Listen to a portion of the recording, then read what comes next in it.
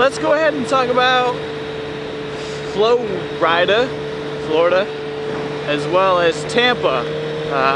The other weekend I went and filmed the whole video, the Bridges to Go, with the guys in it. You got Downshift, you got Witness, you got Jester, you got Salt the Wound, and you got me. And the whole weekend was just the most fun I think I probably had. Well, maybe not the most, but it's up there as the best time that I've had in Florida the whole time I've been here. So basically, everything that we filmed was over 4th of July weekend. So I ended up leaving. Downshift and Jester ended up leaving from North Tampa at around like 5-ish, I think, to meet me down in Tampa. And Tampa's a few hours away from me, and it's like 7 or 8 hours from them. So they ended up calling me, and they let me know when they were a little ways out. But yeah, they hit me up a couple hours before they were going to go there, and I ended up meeting them. It was actually it seemed like a really long drive because it was pitch black out. Because I left probably around like 11-ish, 12-ish. Ended up getting there around like 2 a.m., 3 a.m., somewhere in there once I finally found where they were. Because they weren't actually in Tampa, they were past Tampa. So it took a little longer for me to get there than what I originally thought it would. But we got there, and I was just soaked of all energy. And they were super tired too, because they just had driven 8 hours or whatever the heck it takes to get there. And we got there and we were just like, we said our hellos and stuff, and then immediately we were already like getting into jokes and being super sarcastic with each other. And I don't know, there's this one joke about, it's probably one of those things where you had to be there, but I mean, we were all super tired, right? So we were like, oh, like, we really need to get a drink because we're so thirsty. And so we go to the refrigerator, and it has like the push-in refrigerator water thing, water drain, not drain thing, water fountain thing, water fountain hose plastic thing. And so Downshift wouldn't get a drink, and he immediately took his the first drink. And his face just like scrunched up, just like, what is this? Right? And I just started dying laughing, like, what? Like, it's water, like, and then Jester was like, oh, it's probably just well water, dude. And he's like, fucking well water? What? And Jester's like, it's fine, just get some water out of the tap. And Downshift's just like, it's the same fucking water. When we were there, I mean, we were just like on this laughing high because we're all just like delirious from how tired we are from our trips. And we were sitting there just dying with tears in our eyes from laughing so hard. And what I'm telling you now isn't that funny of a thing, but when we were there, it was hilarious. And then, so they ended up claiming the 2 beds in the house. And I had to do something. I had to sleep on this super old pull-out couch mattress. I don't think I've mentioned yet, but we didn't stay in a hotel or anything. Jester had his grandparents. They live in Florida throughout the winter, and so they've got like a trailer up there, and so we got to stay there. Mostly because it was free, so we're like, yeah, like, we'll take that place. So we walk in, and it's like a 1970s trailer that looks like it's modeled after like that 70s show or something. So this is what we're staying in, okay? And so everybody, the Downshift and Jester pick out the 2 beds because they were there first, and I got there after. So I had this pull-out couch thing where you essentially laid on it, and it was just picture if you had 3 metal bars that were spaced like 3 feet apart from each other, and then over that you had a blanket. Like this was not a pull-out couch. This was a pull-out metal bar with a blanket on top is what this thing was. And so I'm like, okay, like, I've slept in worse things, so it's like, we'll make it work. So I sleep on this thing, and I can't go to sleep because it's terrible, okay? And so I pull off all the blankets, everything, and try to sleep on the floor. Well, the floor feels worse than the pull-out mattress did. So I'm like, God, like, or the pull-out couch, whatever it is. So I go back to the couch, move all my blankets back over, and I lay on this thing and I finally fall asleep. I wake up in the morning, I cannot freaking move. This thing has tore my back to pieces. I go to like move my bike in the morning and like my whole back just gives in. Like the amount of pain on my back and the amount of Advil I had to pump into my system to make this thing kind of go away, but was still there all weekend, was insane. So we wake up and we hang out the whole day, and we're waiting for Witness to come up. He's coming up from Miami, so that's a good haul too. So he comes up from Miami and he ends up meeting us in the afternoon sometime. And we hang out and we go and we grab some food and get some beer and whatever. And why does that person have their reverse lights on and now they're not? Who puts their car in the park at a red light? Really? Like you're that lazy? Well, I guess I'm in neutral. Anyway, so Witness ends up coming up and we go out and we get some food and stuff, and then we go out scouting for shots, because we've kind of already talked about what kind of video we want to make and what we want to do and stuff like that. So we go, after we get done eating, we go out into Tampa City. We go out to Tampa and we kind of look around for some good places that we could do some shots at and whatever. And this is now Friday night. So we go out and we see some spots, and then we go and we catch some fireworks that are all over the bay and stuff. And we go out and see those, and then like, all right, like it's time to do some filming right now. So after the fireworks were done, we went out and we got like the first part of the filming done, which was Downshift's cinematic scene, and then my scene. There's a cop. I don't know the speed limit.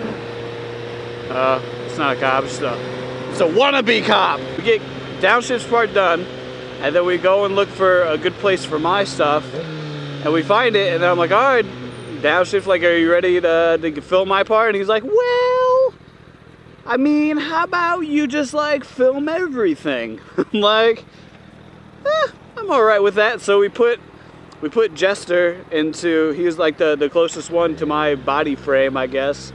And we threw him in all of my gear, and then I filmed him doing everything. And so that's how I was able to actually film everything, was because I had other people act for me. But so we did that, and then we finally got done, and it was probably, I don't know, wave, yeah, okay, sport bike waves. So we got done with that. It was probably, we started filming at probably 9:30, 10 o'clock at night-ish, and we got done about 3:30 a.m. And so we were just demolished when we got back. So we're super tired again. We go to bed. I claim the couch this time, and Witness has no clue. Like, he's like, all right, yeah. Like, I'm acting like I'm all nice. Like, dude, you know what? You can have the pull-out mattress. You had to ride 5 hours here today. You know, I'll give you that pull-out mattress. Like, oh, thanks, man, whatever. So he goes and he gets on the metal pull-out mattress, pull-out couch thing, and he's like, oh, like, this is kind of uncomfortable, but whatever. So he goes to bed, and we all wake up the next day, and we're hanging out in the living room, and Witness finally comes out, and this dude is the stiffest looking person I've ever seen, just like walking like zombie-like, because his back is just so out of whack now. And I threw a huge fit about it the first night, so everybody came out, and him having the same exact reactions was just hilarious. And so we're all dying laughing again, and this is so funny. And this car better not come out, all right. And so he does that thing, and I pump him full of Advil, so he's on the same page as what I was yesterday, and so then we end up meeting with Salt. This is now Saturday. We end up meeting with Salt in Tampa. Actually, no, back that up. We go to breakfast. We go to breakfast in this the Waffle House. It's like Downs's favorite place. He like loads his pancakes up with just gallons of syrup. Anyway, so we get there and we're eating, and then Salt ends up texting one of the dudes, is like, hey, like, you want to meet up today and stuff? And we're like, yeah. And then comes Salt into Salt the Wound, and he comes to this Waffle House, just completely unplanned. Like, we aren't on our bikes, so it's not like he saw our bikes somewhere or anything like that. Like, we were in a truck. And he just shows up at this Waffle House. We're like, what's up, dude? It was just like the most unplanned thing ever, but it just worked out. And then he ended up coming back to our 1970s trailer with us for a little bit, and we got ready, and we went out and rode Tampa for a while, and just kind of got to see it and not have to quote unquote work and film and all that kind of stuff. So we went out there and just hung out, and it was a good time, kind of exploring Tampa, and we took some pictures and stuff like that. And then it started to get dark, and then we had to come back and do some more filming. So that's when it started getting dark right around 8:30ish. So that's when we filmed the garage, or when Jester and Salt were in the garage. We filmed that part, as well as them like waking up to the text message part, and we got that stuff knocked out. And then the next part, which was probably the most fun thing to film, which was hello lady, yeah, you give me that nod. But the next part was the most fun thing to film, which was Witness in the 7-Eleven. That was the funniest thing to film that I think I've ever filmed, / like the most uncomfortable filming I've ever done, because it was hilarious. And so we go into the 7-Eleven, and I had this idea, just like, you know what, like, let's just strap a GoPro onto my head, and what we're gonna do is just go in there and film it, like no permission, no nothing. We're just gonna go in there, film it, I'll film it correctly, and then we'll have everybody's reaction on this GoPro that's on my forehead. Sounded like the greatest idea, right? So I get into the 7-Eleven, I'm like, I am not putting a freaking GoPro on my head. Like, there is no chance that a GoPro is getting on my head while I film this. I would look absolutely ridiculous. So I didn't end up doing that, but we ended up talking to the super creepy cash register man, and like, it was me and Witness went up there, and we're like, I was gonna say we asked him, but Witness essentially went up to him and was like, hey, so this is what we're gonna do. There was no permission seeking. It was just like, hey, so here's the deal. We make videos on YouTube. We're gonna come in here and we need to film something. We need to film me coming in, grabbing a Red Bull, paying for it, and leaving. Okay? And then I just like peek out from behind Witness. I'm like, is that okay? And he's like, yeah, that's fine. I'm like, okay, cool. So he was like the worst actor, and I ended up having to like crop him out of every single scene, because like there's just certain parts of it where like he was obviously just staring at us and not acting natural. So like when Witness comes out of the 7-Eleven, like there's this window that the cash register guy can see through, and this dude is just blatantly staring out the window. I'm like, seriously? So I had to like edit around it and like crop him out and like all this stuff, just because he like was just very blatant about the watching of us during filming. I mean, obviously I'm sure it was like different than what he usually sees on a day-to-day basis, but he was just very not nonchalant about it. So I don't know. Then once we finally got the filming done, that's we got all that kind of done right around I'd probably say like midnight, 1 o'clock-ish, somewhere in there. And then the only thing left to do was to film the actual GoPro stuff, which is the bridge and the filming and that kind of stuff. And we didn't have a lot of time on this bridge, so we essentially got 3 passes on the bridge total. So 1 down, 1 back, or no, 4. 1 down, 1 back, 1 down, 1 back, and then we were gone.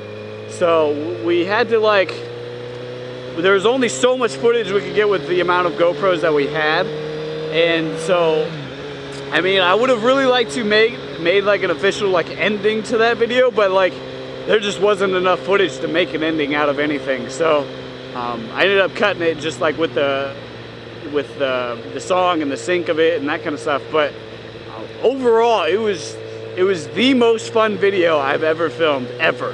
Like, hanging out with like really cool friends, making a video about something you're all passionate about, wheeling the Skyway Bridge, just at like 3 a.m. in the morning. Like, it was a good time.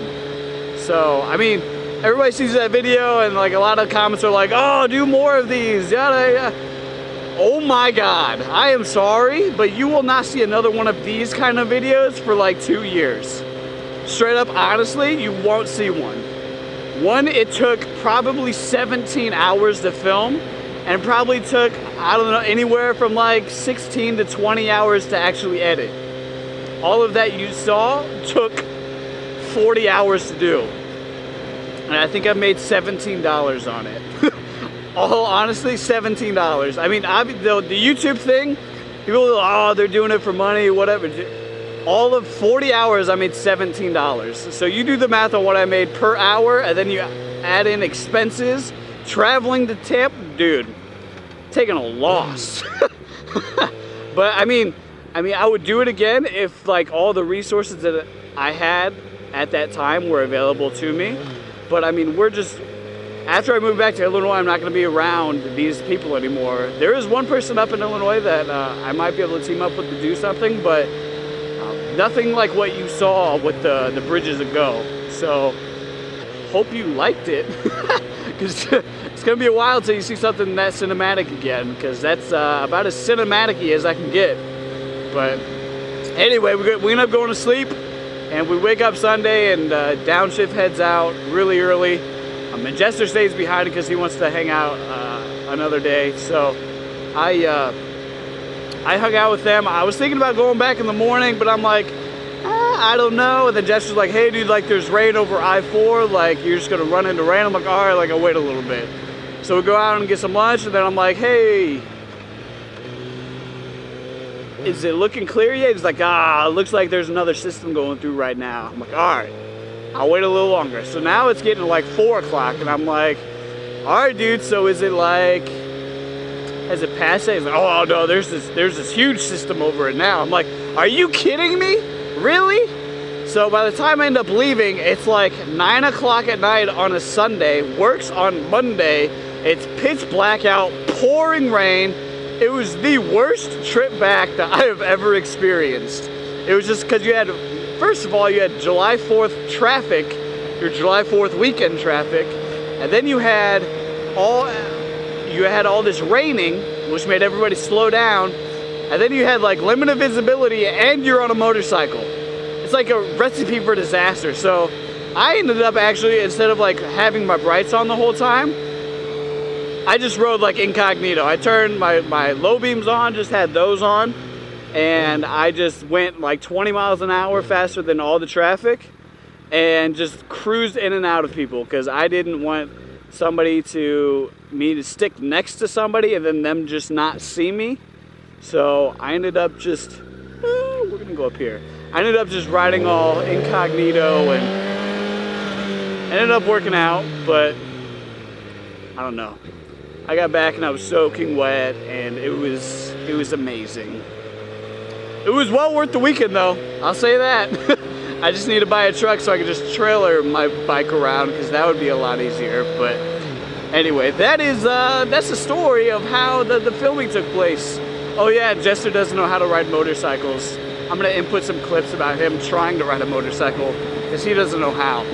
So if you wanna give anybody shit about the weekend, give him shit, because it took me like 7 takes to get him to do 1 takeoff, because he didn't know how to release the clutch, unfortunately. And I'm like, dude, like, I usually give it gas. Wow. And then you had downshift and Witness over there in the corner just cracking up. And I was like, yeah, dude, like he said he's ridden a motorcycle before. And we were just giving each other shit it was like that the whole weekend, just us constantly giving each other shit, and it was a good time.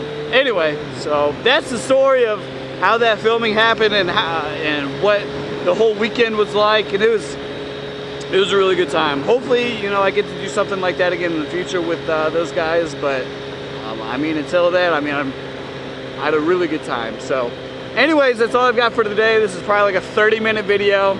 I have no idea if you've actually made it this far. If you've made it this far, how about you leave a comment with the leave a comment with the bridges to go, like as a hashtag, and just so I can see how many people actually made it through the whole video, because I'm honestly, I'm really curious. So anyway, I will talk to you guys later.